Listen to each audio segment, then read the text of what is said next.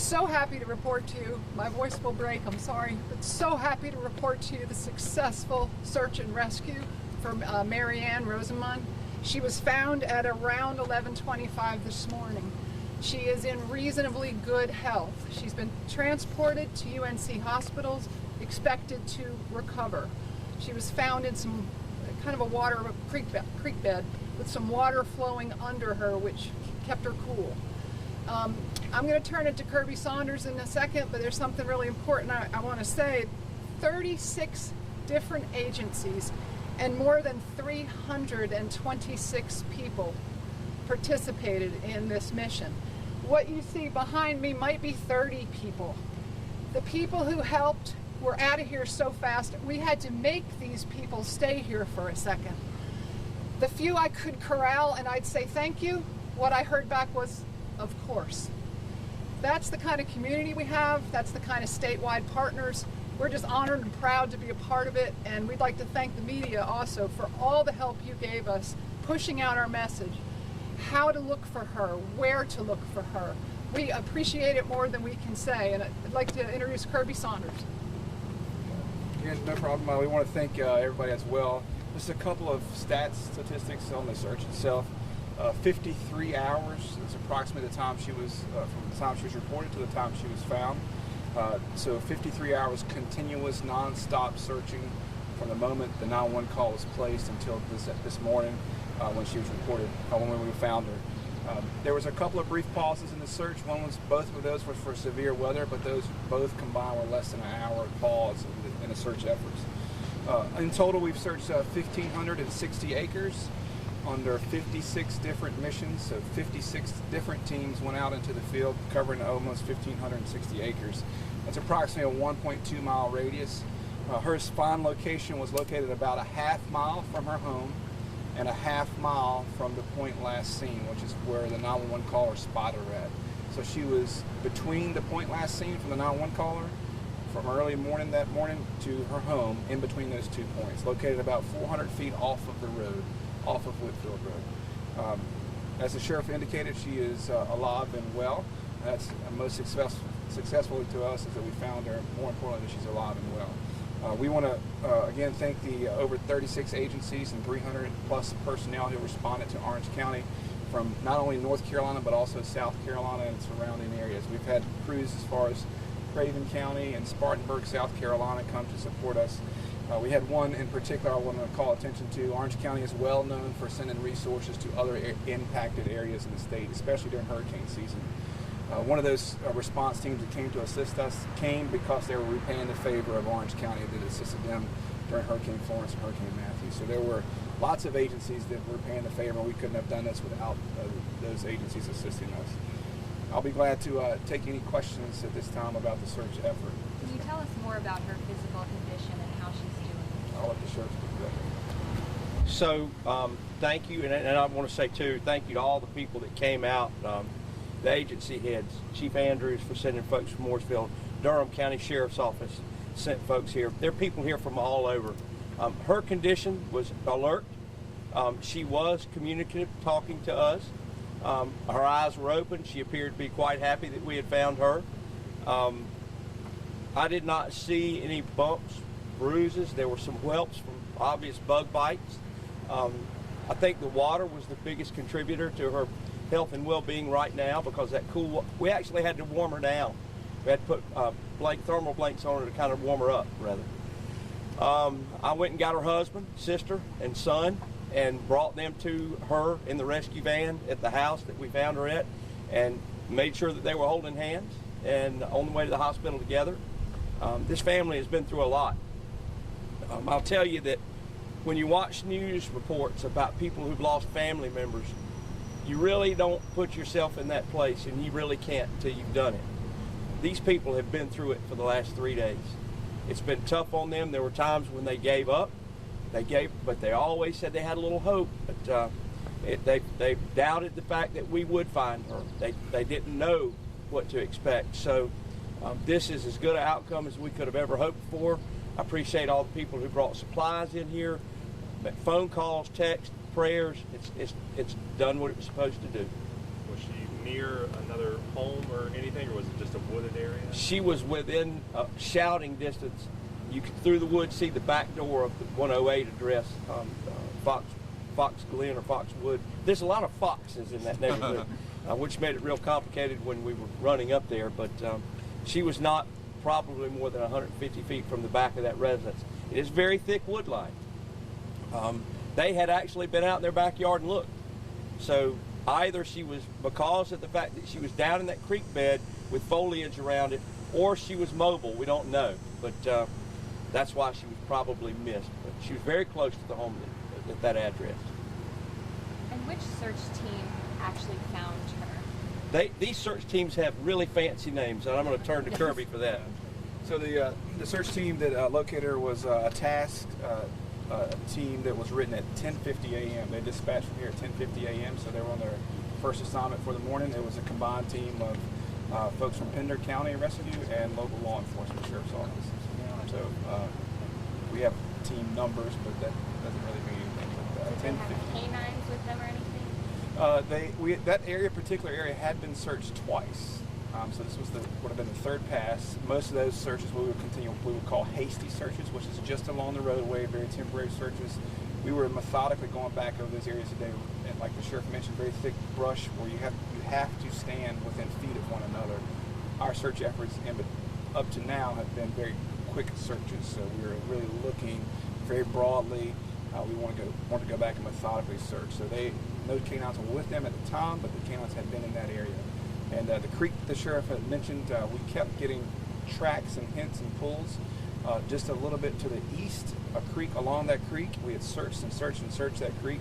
Now it makes sense. The creek was flowing downstream, so the scent was going down there where our dogs were hitting. She just happened to be a little bit more west. So And we knew we were within the area. Emotionally, how's everyone feeling today? Well, I can't speak for all these folks, but I can tell you, as the sheriff mentioned, not only the family, it's emotional time, but those who are involved in the search, we are emotionally attached, whether we're in this command bus, right in task, or we're out physically in the field. I would say the physical in the field is more physical just as much as emotional, but I can't speak for everyone, but I will try. Our emotions today are happy right now. We're happy that she's found, we've recovered, we've been successful, and also important that none of us were hurt, and none of any of the searchers. So we're all going home safe, including the successful find of Miss Rosen. On the scanner, there was some mention of a mega mover, if I'm getting that right. Can you describe what that is and why that was? Yeah, certainly. The search team found her in the ravine, and they described her, the easiest way to move her would be bring a device that could lift her and carry her to the closest house, and that would have been a tarp. We call it a mega mover. It's just a product, a Taylor tarp mega mover. She was placed on a board, loaded in the tarp, and hand carried up to meet the rescue crew, the EMS agency.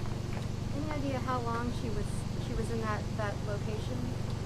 We can't say with any certainty, as the sheriff mentioned, that she could have been mobile. She could have been laying there for 50 hours. It's very difficult to say. We don't have any indications to show that she was mobile, and we don't have any indications to say she's been there the whole time. But that's a part of kind of going back and looking at the scene to see what happened. And the reason we do that is we collect data for the next person that goes missing in this caliber, so the next person can be found successfully as well. So we report all this to a national database that goes in to help with these statistics of where these people are found. You all had a method. This shows it was right. It's a good one, right? It does, yeah. So we use a national best practice of how we manage a search and rescue that's done throughout the entire country. We use statistics and lost person behavior to help guide us and to keep us in a methodical pattern. As the sheriff mentioned, they have numerous calls, tips, texts, phone calls. You guys did a great job of putting the information out. We leave those tasks to law enforcement, investigative tasks, and we continue on the ground search no matter what is coming in. We continue that route until we know that we can put more resources to the investigative side, or we need to put more resources to the ground search side. So the method that we use to search is, again, proven again here, and it's the same one we use throughout the country. Sheriff, you mentioned not being able to really put yourself in that position until you're there, but if there are other community members that might find themselves in a similar situation, they may have an elderly parent or they may be dealing with issues, what's the message to them? You better hope that man's looking for you. And I'll say this, in law enforcement, generally, We're type A people. We want to find the problem, fix it, and move on to the next one. It's really hard for us to stay on task with this process because we just feel like the family's pushing us to go other places and look. We get these calls to go to other places and look. We have officers that have been involved in other searches and they want to go other places and look. When you follow this practice, you follow this process, and it works, all these people and everybody involved in this search will take this search to the next search, and we'll get better at what we do on staying on task. But Kirby Saunders keeps us grounded. And as hard as we come to him, hey, somebody saw her here or somebody saw her there, he says, Sheriff, don't take your people from me. Don't take these people out of this area. She's here. She's here. And she was. So I'm just glad we work as a team, and we'll all work better next time because of it. You want to talk about Project Lifesaver? Absolutely. So the Sheriff's Office does have a program which is Project Lifesaver, Operation Lifesaver, where we actually can come if you've got a family member who has a cognitive defect or is Alzheimer's or dementia of any kind. We can put a locator bracelet on them to help them, help us stay in touch with them if they do wander. You can contact the Sheriff's Office at 919-245-2900, or you can call me at my cell number at 919-612-0003, and they are all published. You can go to our website and find out how to have that done. It's a really good program. Had that bracelet been on her, we may have been able to find her sooner. Again, this was the best outcome we could have had for this particular incident.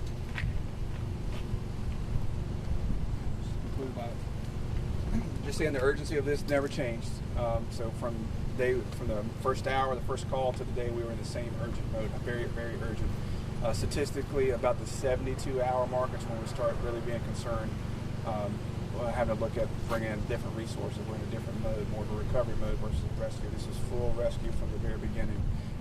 And so I just want to reiterate too on the search and rescue side, give a plug for not all of these agencies that are here, but they're volunteer agencies across the state. So all of the resources that came into us were volunteer agencies.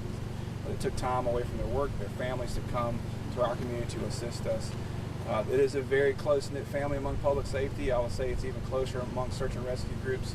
We all have one common motto, and that is so that others may live. And so we're proud today that we're giving Miss Rosamond another chance at life, and so she may live. So I'll conclude with that, unless you have any other questions about the technical aspects of the search. Did we hear from the Pender County team that found her? I'm not sure if you're here. Is there a person on the team that was on the team? Yeah, he was on the team. Oh, all right. What was that like? How did you know? Anybody else more up front, guys? Let's get them I'm all in. Investigator Hendricks with the Orange County Sheriff's Office. And how do you spell that? Hendricks. Great. And so you all were on a team together? Me and some people from Pender County and from Central Carolina were together on a team, and we was checking the area and just happened to be in the right place at the right time. What did you see? How did you know you found her?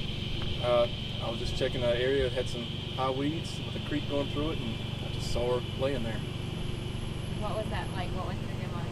I was excited to find her and see that she was still alive and talking to me. What did you do? I'm sorry? What did you do when you saw her? I just went up to her and started talking to her, and she was responsive. What did she say? What did she tell him? I just asked her her name. She said Mary. I said, "Are you okay?" And she said, "I think so." Some of the other people. Can you all just tell us what that was like for you in that moment after all those hours of so many people searching? It was wonderful. We haven't found a live person in a long time, and just anytime you can find one alive, it makes your day. And what is your name and which organization are you with? My name's Dugan Frazier. I'm with Pender EMS and Fire out of Pender County. Are you a volunteer? Yes. How do you spell your name? DUGANFRAZIER. Why do you do what you do? Why do you search? So others may live. Pure and simple. And this confirms that, I imagine. Yes, ma'am. Had you lost hope that you were going to find her? No, ma'am. Never lose hope. Did either of you all want to share what it was like for you in that moment? wonderful. It was And it was wonderful. probably very emotional, I imagine. It was. It was great to see her eyes open and she was smiling. It was wonderful. She was a beautiful lady. Thank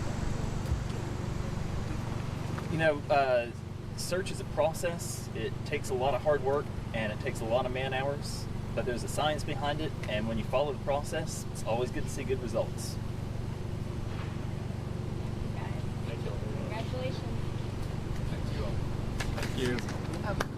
Hi, Alicia again. After I spoke with you a moment ago, I got a text from her husband. If it's okay, I just want to share part of that text. He's with her. She recognized me. Please let everyone know how tremendously grateful we are for your unending professional help and for the great search team, the resources that you put to it. It seems like every decision you made was the right one. It's hard to imagine any team doing a better job than what you did. And then he lets us know, call him if we need anything. So anyway, that was her husband, Julian. So thank you. Thank you.